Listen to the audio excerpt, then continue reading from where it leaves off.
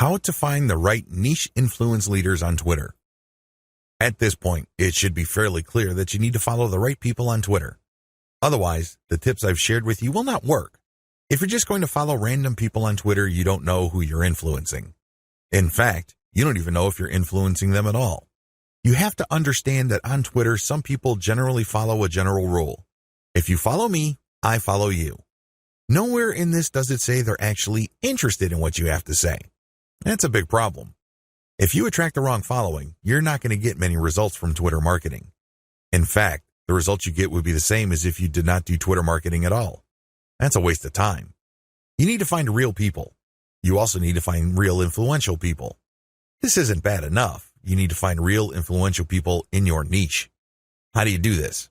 Here's my step-by-step guide. Pay attention to their biography. Look at their bio. Is it on point? Does it indicate the persona of a person who is truly interested in your niche?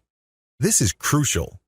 If there are no niche-related keywords there, or it's not obvious that this person is part of your target demographic, and it's not some sort of passionate or credible enough authority in your niche, then this is probably the wrong person.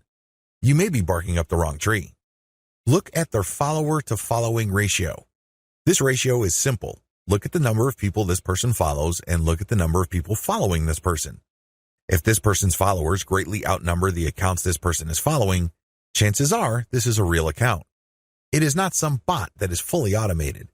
Instead, this person actually has influence because for how many people he or she is following, he is followed by hundreds, if not thousands of more people. This is very important. If it turns out that the number of people following this person is pretty much the same as the number of persons he is following, it's probably not a good idea to follow that person.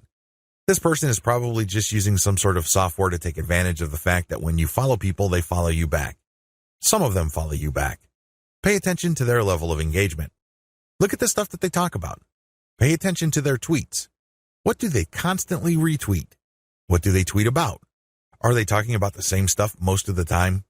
Does their account get a lot of retweets and posts, retweets and engagements? Do they get a lot of favorites? Is there a lot of engagement with the content they share?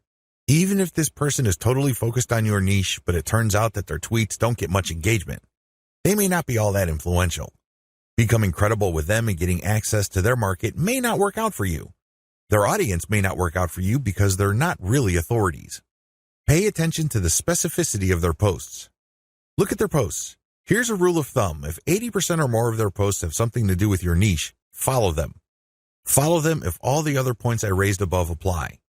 But if it turns out that this person's bio is on point, it has more followers than the accounts that he or she is following, it has a high engagement level, but this person focuses on generalized content, this person may be a dud. In other words, this person is some sort of Twitter celebrity.